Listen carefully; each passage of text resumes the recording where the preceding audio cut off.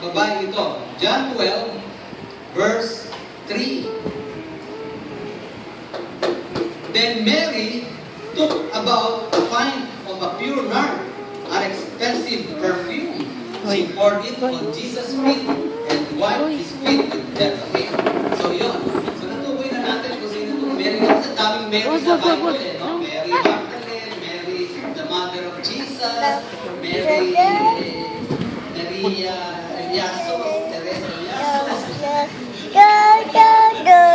Maraming Mary, you know? So, kaya po, doon, gusto natin makilala kung sino siya. So, si Mary po, si Lazarus at ni Martha. So, sabi po doon, lumapit po sa ating Panginoon Yesu Cristo. Wow!